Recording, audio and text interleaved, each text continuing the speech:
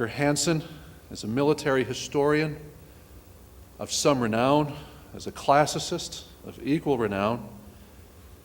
He is also an agrarian. He knows the soil well. He is a man who has taught at Stanford. He is a man who has taught at the highest levels of academia. He is also a man who has advised presidents and vice presidents, and is a man who stands for those essential virtues that the Roman and Greek worlds have passed along to us. He is often criticized by the left, which makes him a perfect speaker at Hillsdale Academy. I present to you Dr. Victor Davis Hanson.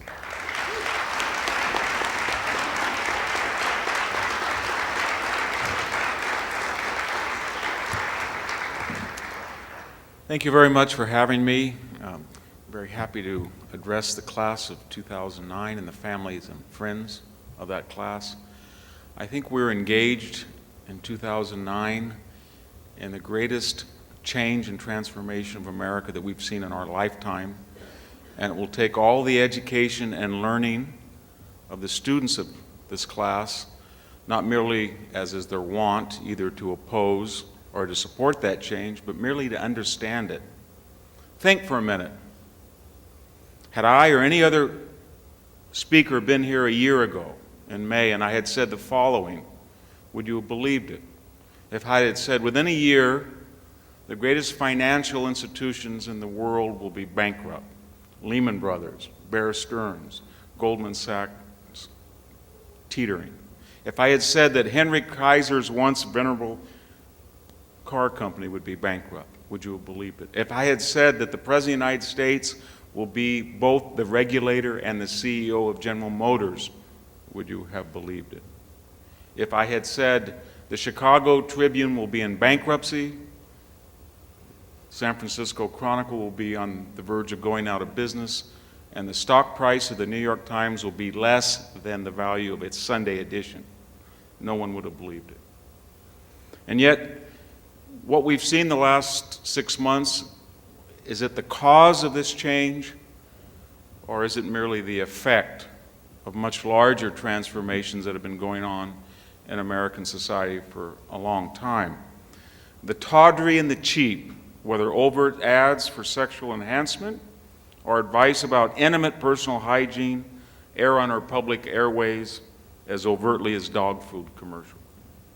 Once national marquee actors are as likely to damn their country as ignore it when abroad. And when we hear sermons from a recent American Nobel Prize winner, an Academy Award winner, a Pulitzer Prize winner, we brace in anticipation that the acceptance speech will be some sort of damnation of our history and our present culture, of all that we were and all that we are.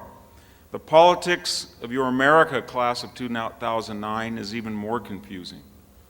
Think of this.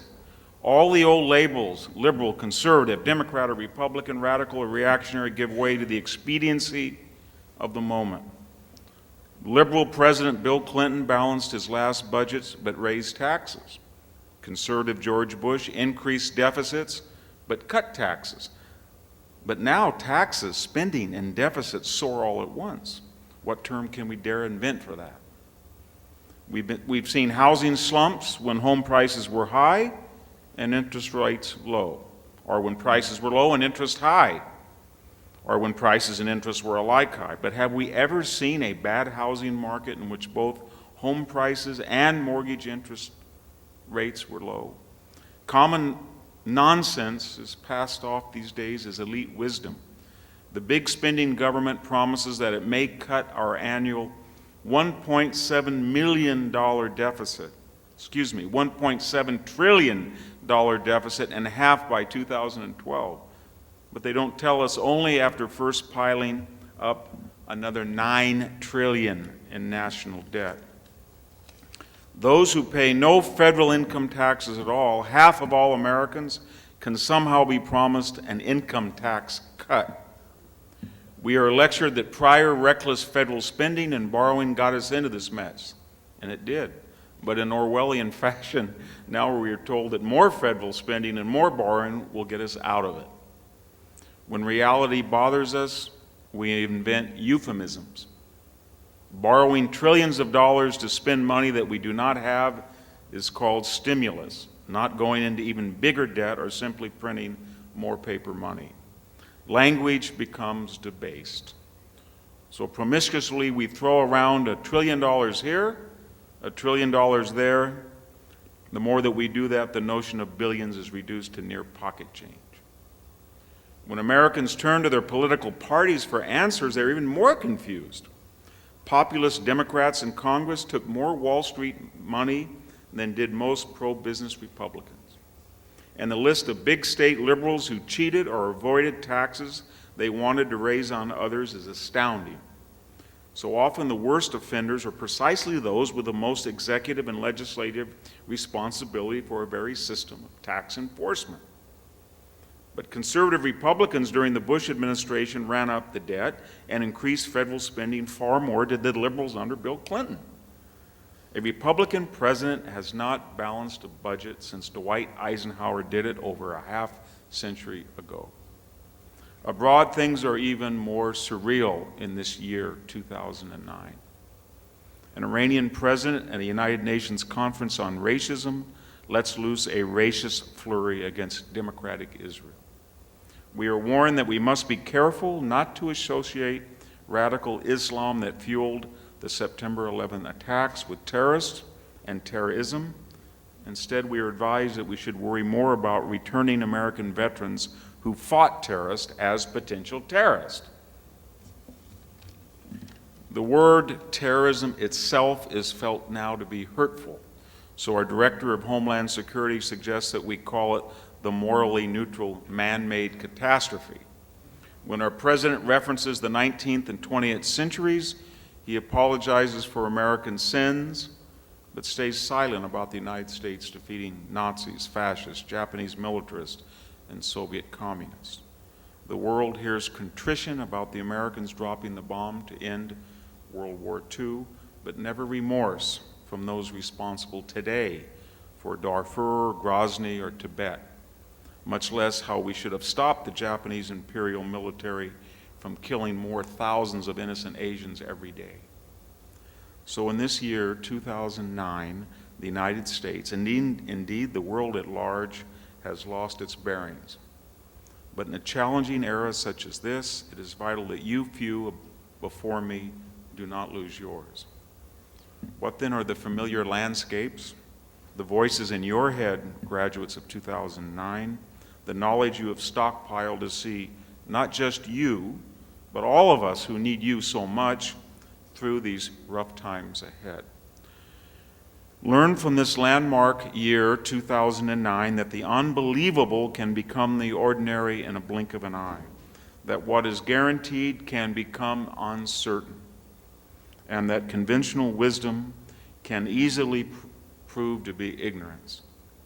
Classical education, reverence for family and custom, appreciation of our country's Constitution, and the past sacrifices of our ancestors in times of want and war, these alone stay constant in times like this when Lehman Brothers and GM did not.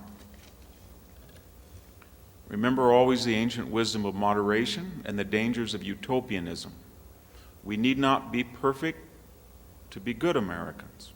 Brave men can battle the avatars of the 7th century in the Hindu Kush and can defeat them and can save civilization from their mayhem, and they can do it without having to read them their Miranda rights.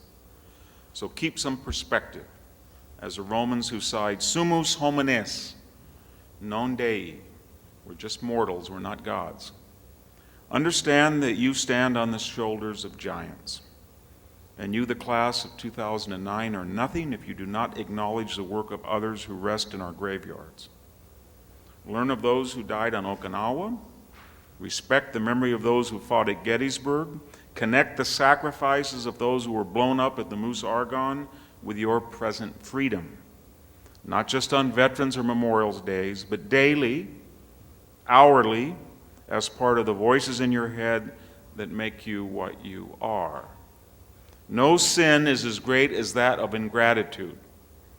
And we, the most wealthy and leisured generation in American history, owe the most to those who are most certainly not. Watch the wrath of Nemesis, the universal power that seeks out the powerful and the prideful at the moment of their triumph, only to destroy them for their vanity and arrogance. You, the whiz mathematicians of this graduating class, mow your lawn before you enter college. You, the concert-level violinist, help your mother iron the family clothes before you go off to the conservatory. You, the scholarship football player, don't be afraid to climb up on the ladder with your father to mend the gutter before you head to practice. Ground yourself, in other words, with material reality in these trying times that are upon us. And when all those whom you thought were rich and powerful desert you, and at times many of them will do just that, you will have your hands, your work ethic, your childhood friends that you met at Hillsdale, and your families to remain with you, and they will. This country has had years of rage and decision, seminal years, 1776, 1861, 1917, 1929, 1941, 1968, 2001. Months that turned the country upside down. Sometimes what followed these eventful moments was further catastrophe. But sometimes, just sometimes, better times ensued from our terrible year of ordeal. So it is with this pivotal year 2009 in which you graduates leave Hillsdale. Take up this opportunity, learn from it, and use what you've learned here in tiny Hillsdale to serve us in an enormous but now troubled America who needs you more than ever. Thank you and good afternoon.